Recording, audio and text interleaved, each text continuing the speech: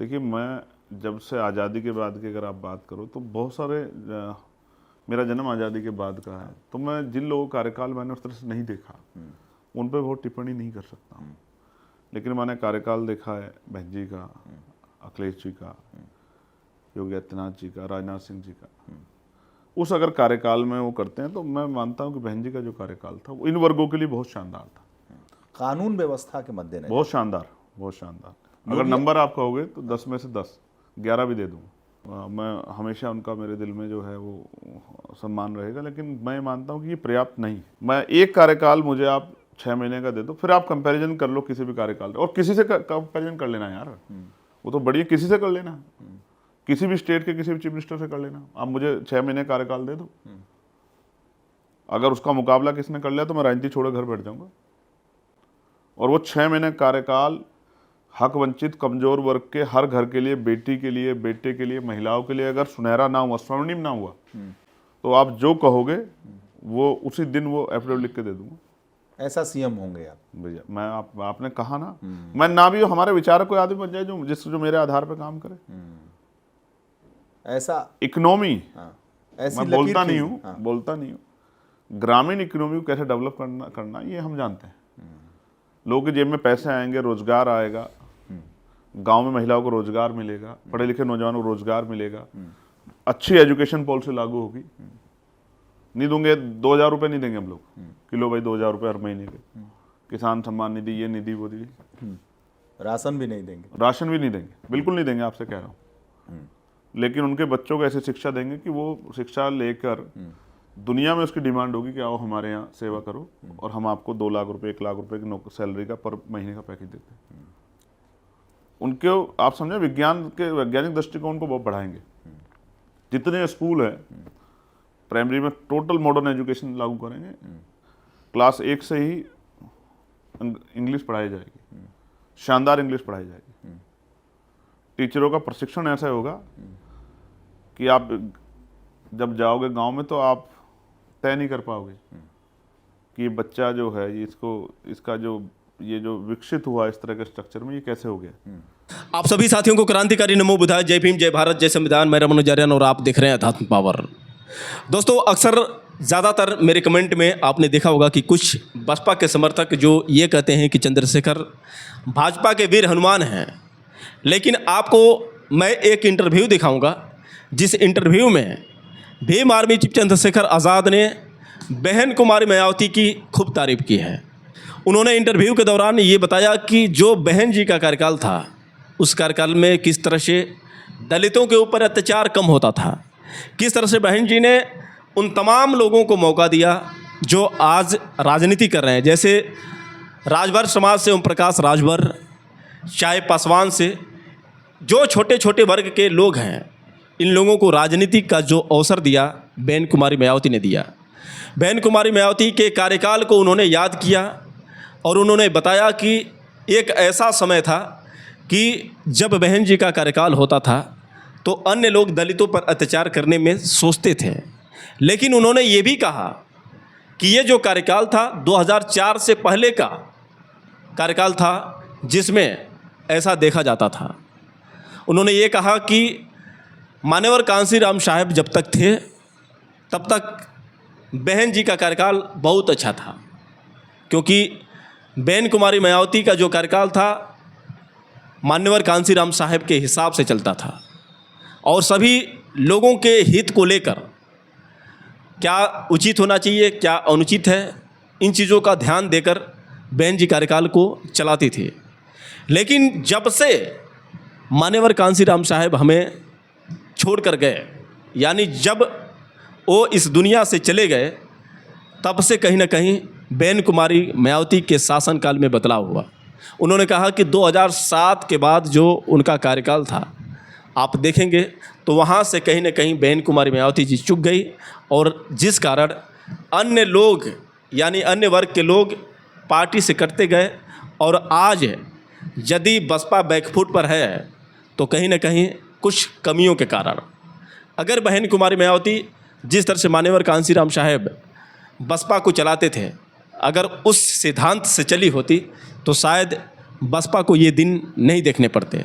उन्होंने कैसे कहा कि जिस तरह से बसपा का ग्राफ गिरता गया, कभी पूर्ण बहुमत की सरकार बनाने वाली बसपा आज इस स्थिति पर खड़ी है कि उसके पास एक सांसद भी नहीं है। और यदि विधायक की बात करें तो सिर्फ एकमात्र सीट जो रसड़ा विधानसभा से उमाशंकर सिंह की सीट है। मैं आपको बता दूं कि भीम आर्मी चीफ चंद्रशेखर आज़ाद ने बहुत सारी तारीफ़ें की, बहन कुमारी मायावती की, लेकिन उन्होंने ये बात ज़रूर कही कि अगर बहन कुमारी मायावती कांसीराम साहब के सिद्धांत को नहीं भूली होती तो शायद बसपा इस स्थिति में नहीं होती। आखिर और क्या कहा चंद्रशेखर आज़ाद ने, पहले आप चंद्रशेखर आज़ाद का वो इंटरव्यू देखिए जो the Red Ink news channel पर उन्होंने इंटरव्यू दिया था। पहले आप चंद्रशेखर आज़ाद का ये इंटरव्यू देखिए। मायावती जी आपकी बुआ हैं, तो कितना इम्पैक्ट है दलित समाज के लिए, उन्होंने क्या किया है आपकी नज़र में? नहीं, मैं इस बात को बिल्कुल स्वीकार करता हूँ कि जब उन्हें अवसर मिला तो उन्होंने समाज को बहुत शक्ति दी है। देखिए, काशीराम साहब की जो पॉलिटिक्स थी वो उस शक्ति का उन्होंने विकेंद्रीकरण किया था। तमाम जब उनको पहली बार सरकार बनाने का मौका मिला समाजवादी पार्टी के साथ मिलके 93 में, तो जो हमारे कोटे के मंत्री बने काशीराम साहब के आंदोलन के, तो वो मंत्री में उन्होंने, आप देखोगे, उन तमाम जातियों को उन्होंने प्रतिनिधित्व दिया जिन जातियों को कभी अवसर नहीं मिला, जिनकी कोई पहचान भी नहीं थी। पाल, प्रजापति, गुर्जर, सैनी, मौर्य, शाक्य, कुशवाहा, बिंद, राजभर, केवट, मल्ला, निषाद, पासी समाज को, तमाम राजभर, तमाम जातियों को उन्होंने प्रतिनिधित्व दिया। चौहान, और उन्होंने एक अम्ब्रेला जो बनाया था सुरेश भाई, तमाम जातियों में लीडरशिप खड़ी की और उनको अपने समाज भेजा कि जाके आप इन पे अपने लोगों से कहो कि कब तक वो इस गुलामी की जंजीरों में पड़े रहेंगे, उनको काटने के बारे में अपनी शक्ति बनाए।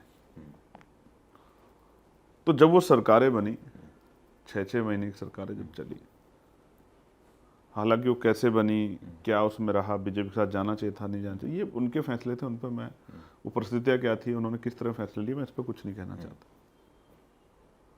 तो लेकिन बहुत काम किया जब उनको अवसर मिला।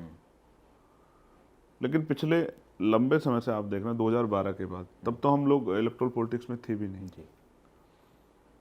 12 के बाद लगातार उनका ग्राफ गिरा है। 14 में जब 0 सीट आई लोकसभा में तो बहुत निराशा समाज में पैदा हुई। उस निराशा को आशा में नहीं बदला गया। उसके बाद बहुत सकारात्मक प्रयास नहीं हुए।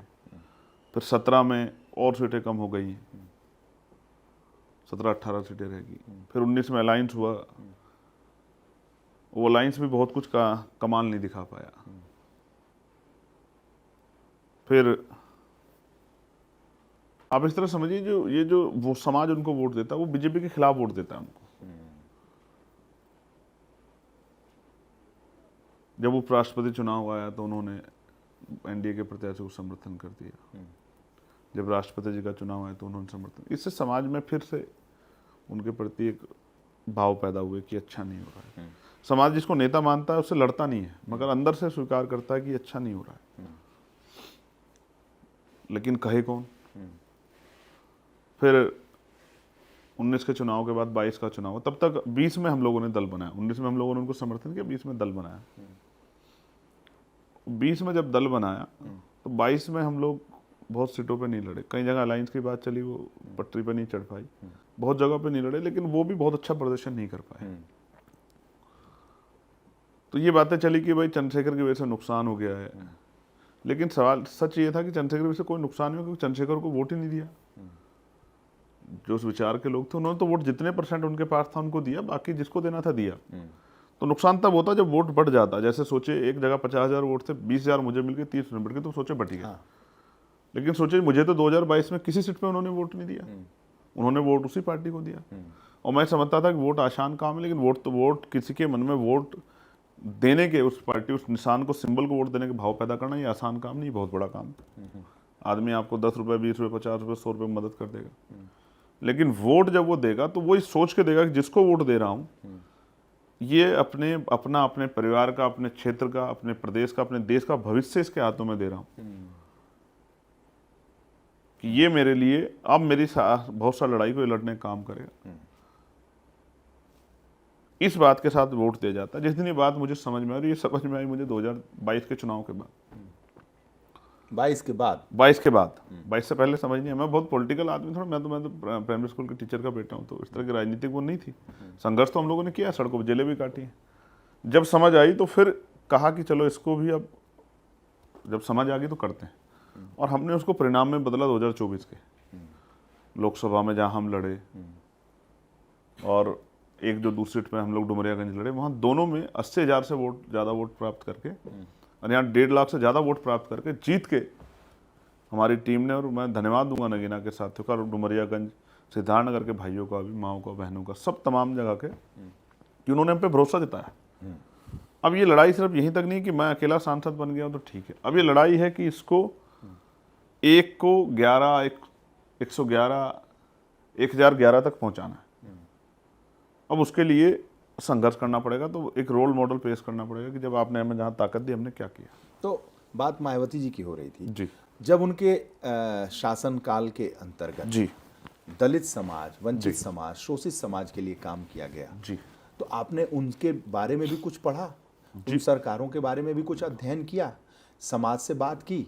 अगर की तो मायावती जी ने उन समाज के लिए क्या किया? देखिए, मैं फिर आपसे कह रहा हूँ, जैसा आपने कहा कि बात की, तो मैं तो इस समाज में पैदा हुआ जी। ना, कोई ऐसा तो है नहीं कि मैं चांद से आया हूं। क्या बदलाव देखा आपने? नहीं, बड़ा बदलाव है। देखिए, बहुत सारी पॉलिसियां उन्होंने ऐसी लागू की जिसकी वजह से अवसर बढ़े। एक रास्ता था जो बंद था, जिसमें रुकावटें थी, वो रुकावटें साफ हुई। क्योंकि जब सत्ता आपके पास होती है तो फिर आप पॉलिसी बना के, और आप जनमानस के भाव जानते हैं, समस्या जानते हैं, तो आपको समाधान निकाल सकते हैं। तो बहुत सारे प्रयास उन्होंने किए, और उनके प्रयासों से बहुत बदलाव आया, लेकिन ये वो पर्याप्त नहीं था। नहीं था। लेकिन आपने इस बात को भी महसूस किया होगा कि जब बहन जी 6 महीने के लिए भी अगर सत्ता में रहती थी, और जब सत्ता से हटती थी, तो जब सत्ता में रहती थी तो दलित समाज में क्या चेतना आती थी, और जब नहीं रहती थी तो फिर क्या बदलाव होता था? ये तो आपके बड़े होने के बाद भी देखने को मिला होगा। देखिए, मैं फिर आपसे कह रहा हूँ, 2004 से पहले 3 बार वो मुख्यमंत्री रही जी, और वो जो कार्यकाल था, जी, उस कार्यकाल में जब सत्ता होती थी हमारे लोगों के पास, तो कोई भी अन्याय करने से पहले कई बार सोचता था, क्योंकि उस आंदोलन के पीछे बैठे थे मानवर काशीराम साहब, और उनकी फर्स्ट प्रायोरिटी थी कि जब समाज सुरक्षित रहेगा तभी वो अपनी लड़ाई को आगे लड़ पाएगा, जब उसके अंदर भय नहीं होगा। लेकिन साथ में जो सरकार आई, तब साहब हमारे बीच से चले गए थे। जी,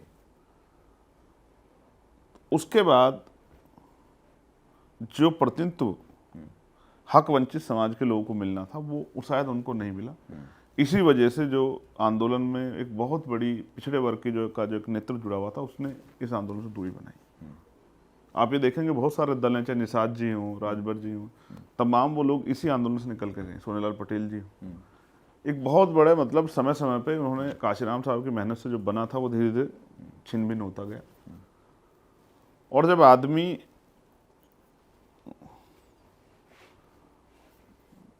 अपनी क्षमता के अनुसार कार्य नहीं करता, तो उसको अपने बचाव के लिए किसी ना किसी को आरोपित करना पड़ता है। हर चुनाव के बाद वो किसी ना किसी को आरोपित करती है कि भाई इनकी वजह से नहीं हो पाया, इनकी वजह से नहीं हो पाया, इनकी वजह से नहीं हो पाया।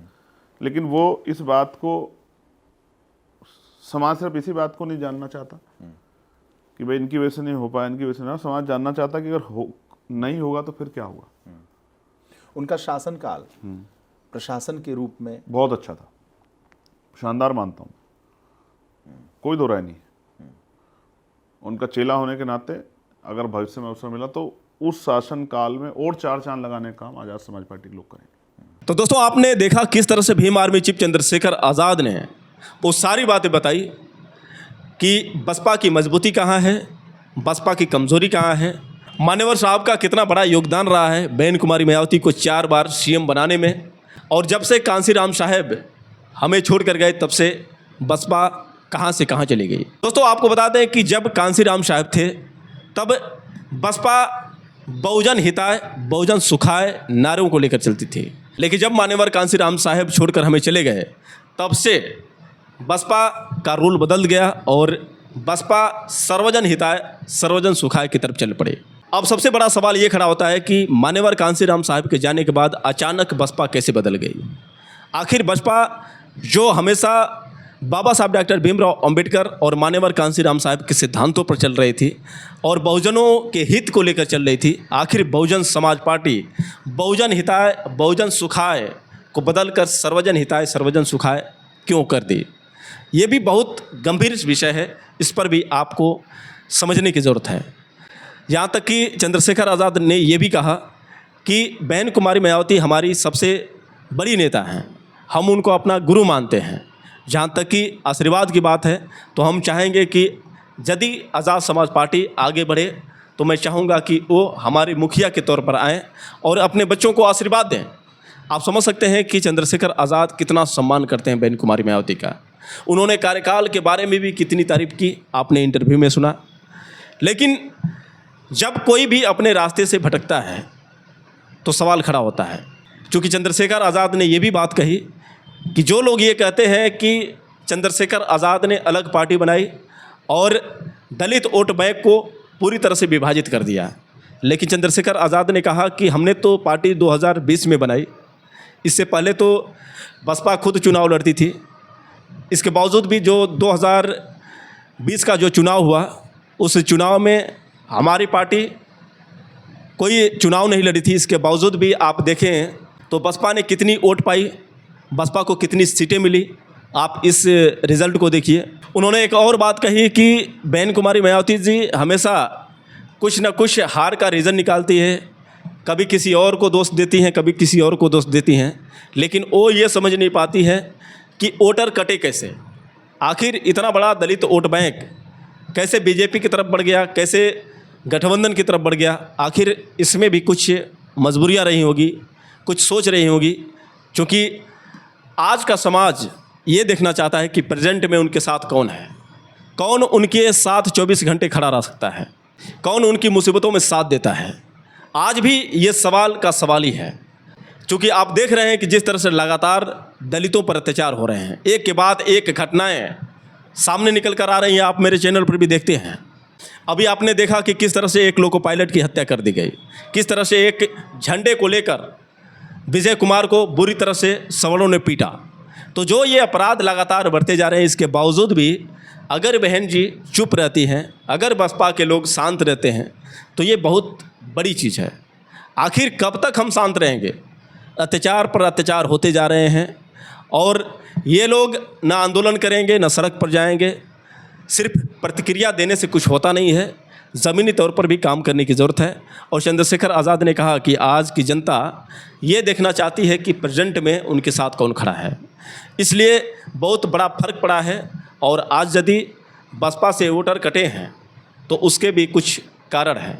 मैं आपको बता दूं कि चंद्रशेखर आज़ाद जो लगातार इस समय बहुजनों की एक आवाज़ बने हुए हैं, लगातार जितनी भी महिलाओं के साथ अत्याचार होते हैं, दलितों के साथ अत्याचार होते हैं, युवाओं के साथ अत्याचार होते हैं, ख़ासतौर से बेरोज़गारी को लेकर जो भी समस्या है, उन्होंने कहा कि यदि मुझे 6 महीने का कार्यकाल मिला, यदि मुझे जनता ने 6 महीने का समय दिया, अगर मैं जनता की उम्मीद पर खरा नहीं उतरता हूँ तो मैं राजनीति छोड़ दूँ। चंद्रशेखर आज़ाद ने बहुत बड़ी बात ये कही है। उन्होंने कहा कि मैं 5 किलो राशन नहीं दूंगा, मैं किसानों को 2000 रुपये नहीं दूंगा, लेकिन इतने सारे रोज़गार दे दूंगा, इतनी उच्च शिक्षा दे दूंगा कि जो आज गरीबी से जूझ रही है जनता, उससे गरीबी का सामना नहीं करना पड़ेगा। आखिर चंद्रशेखर आज़ाद ने और क्या कहा, आप उसी इंटरव्यू का एक और हिस्सा देखिए, उसके बाद हम आपसे बात कर रहे हैं। सांसद रहते और चीफ मिनिस्टर रहते हैं, फ़र्क है ना। चीफ मिनिस्टर आपके पास कलम होती है, आप नई पॉलिसियाँ बना सकते हो, कहीं को अच्छा काम है उसको हटा सकते हो, किसी को दंड दे सकते हो, किसी को प्रमोशन कर सकते हो। अभी क्या है मेरे पास? मैं एक कार्यकाल मुझे आप 6 महीने का दे दो, फिर आप कंपैरिजन कर लो किसी भी कार्यकाल, और किसी से कंपैरिजन कर लेना यार, वो तो बढ़िया, किसी से कर लेना, किसी भी स्टेट के किसी भी चीफ मिनिस्टर से कर लेना। आप मुझे 6 महीने कार्यकाल दे दो, अगर उसका मुकाबला किसने कर लिया तो मैं राजनीति छोड़ घर बैठ जाऊंगा। और वो 6 महीने कार्यकाल हक वंचित कमजोर वर्ग के हर घर के लिए, बेटी के लिए, बेटे के लिए, महिलाओं के लिए अगर सुनहरा ना हुआ, स्वर्णिम ना हुआ, तो आप जो कहोगे वो उसी दिन वो एफिडेविट लिख के दे दूंगा। ऐसा सीएम होंगे आप। भैया मैं आपने कहा ना, मैं ना भी हमारे विचारक कोई आदमी बन जाए जो मेरे आधार पर काम करे। ऐसा इकोनॉमी, हाँ, ऐसी मैं लकीर बोलता नहीं खींच- हूँ, हाँ, बोलता नहीं हूँ, ग्रामीण इकोनॉमी को कैसे डेवलप करना ये हम जानते हैं। लोगों की जेब में पैसे आएंगे, रोजगार आएगा, गांव में महिलाओं को रोजगार मिलेगा, पढ़े लिखे नौजवानों को रोजगार मिलेगा, अच्छी एजुकेशन पॉलिसी लागू होगी।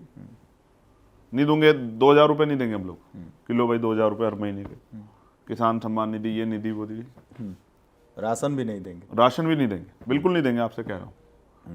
लेकिन उनके बच्चों को ऐसी शिक्षा देंगे कि वो शिक्षा लेकर दुनिया में उसकी डिमांड होगी कि आओ हमारे यहाँ सेवा करो और हम आपको 2 लाख रुपए 1 लाख रुपए की सैलरी का पर महीने का पैकेज देते हैं। उनके आप समझे वैज्ञानिक दृष्टिकोण को बहुत बढ़ाएंगे। जितने स्कूल है प्राइमरी में टोटल मॉडर्न एजुकेशन लागू करेंगे। क्लास 1 से ही इंग्लिश पढ़ाई जाएगी, शानदार इंग्लिश पढ़ाई जाएगी। टीचरों का प्रशिक्षण ऐसा होगा कि आप जब जाओगे गांव में तो आप तय नहीं कर पाओगे कि ये बच्चा जो है इसका जो विकसित हुआ इस तरह के स्ट्रक्चर में, ये कैसे हो गया। तो एजुकेशन पॉलिसी शानदार बनाएंगे। उसको बचपन से जो है 4, 5, 6 लैंग्वेज जो है उसको सिखाने का काम करेंगे। उसको इसके अंदर संवैधानिक मूल्य पैदा करेंगे कि वो अपराध ना करे। वो ये भी समझे कि हमें किन शब्दों का प्रयोग करना है और किन शब्दों का नहीं करना है। किसी गरिमा को सम्मान ठेस नहीं पहुंचाना, उसको समझाएंगे, क्योंकि वो कोरा कागज है बचपन में। समझाएंगे कि जाति धर्म के आधार पर के साथ भेदभाव नहीं करना। एक सशक्त समाज बनाएंगे, एक संस्कारी समाज बनाएंगे। मेडिकल फैसिलिटी अच्छी करेंगे। मेरे पिता की जान गई हॉस्पिटल में, इलाज नहीं मिल पाया, पैसे कमी थी, लेकिन किसी के पिता को नहीं जान देंगे, किसी की पत्नी को, बेटे को, बेटी को, तमाम तरह की जो परेशानियां लोग उनके आंसू पूछने का काम करें। आज आप चलिए मेरे साथ, मैं उत्तर प्रदेश घुमाता हूँ आपको। मैं सिद्धार्थनगर गया, शौचालय नहीं है, भगवान बुद्ध की धरती, सरकार ढिढोरे पीटती। आज चलिए मेरे साथ, आपको मैं दिखाता हूँ प्रधानमंत्री आवास योजना सब जगह लागू नहीं है, सब जगह नहीं पहुँच रहे आवास। लोग ऐसे घर जो बरसात में गिरते हैं, कैसे घर गिर जाते हैं अगर कच्चे नहीं है तो। उसमें खामियां हैं जो पॉलिसी बनी है। मैंने कई बार लिखा है कि भाई इसको ठीक कर दो। किसने दीवार बना ली बरसात से बचने के लिए, आप उसको बाहर कर देते हो मानक के आधार पे। तो ऐसा मत खिलवाड़ करो ना। तो ये बहुत सारी चीज़ें। कानून व्यवस्था कहाँ है आप बताओ उत्तर प्रदेश में? आज क्या बेटियां सुरक्षित है उत्तर प्रदेश में? कोई पूछने वाला है क्या? कोई भी जवाब दे सकता है। इस पे भी बात होगी। तो अगर देखा जाए तो आप मुख्यमंत्री बनेंगे तो इतना सब कुछ बदल जाएगा। जब बनेंगे तो आपको सब लोग दिखाई देखेंगे। देगा, आपको भी दिखेगा। वो कहते हैं ना, वो जब सूर्य निकलेगा तो सबको दिखेगा। आकाश आनंद से चुनौती है आपको? छोटे भाई, छोटे भाई। हाँ, मैं भगवान बुद्ध, सतगुरु रविदास जी को मानने वाला, सतगुरु समनदास जी को मानने वाला व्यक्ति, गुरु कबीर जी को। मैं अपने मन में किसी के प्रति गुस्सा हो जाता हूँ शब्दों के आधार पर, लेकिन बहुत लंबे समय तक वो नहीं रखता हूँ। उनको भी लोकतांत्रिक व्यवस्था में अधिकार है। वो अपना जिस आंदोलन से जुड़े हैं उसको मजबूत करें, खुद को मजबूत करें। मेरी उनको मंगल कामना है। मैं कभी क्रोध में, मेरा नेचर है ये, मैंने सीखा है कि आलोचना से उन्हें डरना चाहिए। और कोई अगर कुछ कह रहा है, ठीक है, वो उसने जो कहा है वो उसके साथ है और हम जो कर रहे हैं वो हमारे साथ है, तो हमें उनसे कोई विचारों से विरोध नहीं है। आप कॉम्पिटिटर नहीं मानते उन्हें? नहीं, प्रतिद्वंदी नहीं मानते? नहीं, मुकाबला नहीं है उनसे? नहीं, नहीं है, बिल्कुल नहीं। जोर आजमाइश नहीं है किस चीज़ की? दलित नेता बनने की? नहीं, मैं दलित नेता हूँ ही नहीं। ये तो मीडिया सामाजिक जबरदस्ती चेतना- बनाना चाहती है। सामाजिक चेतना को आगे आप बताओ कि अगर मैं दलित नेता होता तो क्या सिर्फ दलित समाज का वोट मिला मुझे वहाँ? तो दोस्तों, आपने सुना किस तरह से भीम आर्मी चीफ चंद्रशेखर आज़ाद ने ये बात कही है कि मेरा कार्यकाल होगा, यदि मैं सीएम बनूंगा तो किस तरह का ये प्रदेश होगा, कैसी व्यवस्था होगी, इस पर भी विशेष उन्होंने ये बात कही है। और वैसे दोस्तों, मैं आपको बता दूं कि भीम आर्मी चीफ चंद्रशेखर आज़ाद कभी भी बहन जी का अपमान नहीं किए हैं, लेकिन बसपा के समर्थक जो हैं लगातार चंद्रशेखर आज़ाद को, चंद्रशेखर आज़ाद के समर्थकों को ट्रोल करते नजर आते हैं। वही दोस्तों, अगर 9 अक्टूबर की बात करें तो 9 अक्टूबर को मान्यवर कांसीराम साहब की पुण्यतिथि पर लखनऊ में भीम आर्मी चीफ चंद्रशेखर आज़ाद एक बहुत बड़ी रैली करने वाले हैं। और साथ ही साथ बसपा सुप्रीमो बहन कुमारी मायावती ने भी ये ऐलान कर दिया है कि बसपा शक्ति प्रदर्शन करेगी। अब देखना दिलचस्प होगा कि बहन कुमारी मायावती का शक्ति प्रदर्शन कितना मजबूत रहता है। और इधर चंद्रशेखर आज़ाद की जो रैली है ये कितने मायने रखती है, क्योंकि दोनों के मुद्दे अलग हैं। चंद्रशेखर आज़ाद ने लाइव में आकर ये बात कही थी कि मैं पिछड़ों को लेकर विशेष तौर से जिस तरह से प्रबुद्ध जन सम्मेलन होता है ठीक उसी तरह से मैं संबोधित करूंगा। उन्होंने 24 अगस्त को लाइव आकर ये बात कही थी। इसके बावजूद भी बसपा के जितने भी समर्थक हैं ये कह रहे हैं कि चंद्रशेखर आज़ाद ने जानबूझकर ये रैली 9 अक्टूबर को लखनऊ में रखी है और वो नहीं चाहते हैं कि बसपा की जो रैली है, बसपा का जो शक्ति प्रदर्शन है वो पूरी तरह से सफल हो। जबकि बहन कुमारी मायावती ने जो ये शक्ति प्रदर्शन का ऐलान किया है ये बहुत बाद में किया है। इससे पहले चंद्रशेखर आज़ाद ने ये बात पहले ही लोगों को लाइव में आकर बता दी थी। लेकिन वहीं अगर बहन कुमारी मायावती की बात करें तो हमेशा से लखनऊ में उन्होंने मान्यवर कांसीराम साहब की पुण्यतिथि मनाई है और इस बार भी मान्यवर कांसीराम साहब की पुण्यतिथि मनाएंगे। तो कोई मतलब नहीं बनता है एक दूसरे से लड़ने का, लेकिन इसके बावजूद भी कुछ लोग ये बात कह रहे हैं कि दोनों का आमना सामना हो सकता है, दोनों में लड़ाई हो सकती है। ये जो अफवाह फैलाने वाले लोग हैं, जो लोग हमेशा बसपा और असपा को हमेशा बांटने का प्रयास करते हैं, जो ये कहते हैं कि मान्यवर कांसीराम साहब का नाम लेकर ये आज़ाद समाज पार्टी चंद्रशेखर आज़ाद ने बनाया है और कहीं ना कहीं बहन कुमारी मायावती की राजनीति को ख़त्म करना चाहते हैं। तो ये जो अफवाह है, अगर ऐसी बात होती तो चंद्रशेखर आज़ाद ने बहन कुमारी मायावती की इतनी तारीफ़ नहीं की होती, उनके शासन काल की इतनी तारीफ़ नहीं की होती। लेकिन दुर्भाग्य देखिए कि ये कुछ लोग जो बहुजन समाज पार्टी और आज़ाद समाज पार्टी में भेद बना कर रखे हैं, हमेशा चंद्रशेखर आज़ाद को ट्रोल करने की कोशिश करते हैं, चंद्रशेखर आज़ाद को हमेशा टारगेट करने की कोशिश करते हैं। लेकिन ये मानसिकता कहीं ना कहीं बहुजनों को खोखली करती जा रही है, बहुजनों को आपस में लड़ने के लिए प्रेरित करती जा रही है। तो प्रयास यही होना चाहिए, चाहे कोई भी हो सत्ता में, चाहे आज़ाद समाज पार्टी हो, चाहे बहुजन समाज पार्टी हो, दोनों अपनी पार्टी हैं, दोनों ही हमारे लोग हैं, दोनों ही अपने लोग हैं।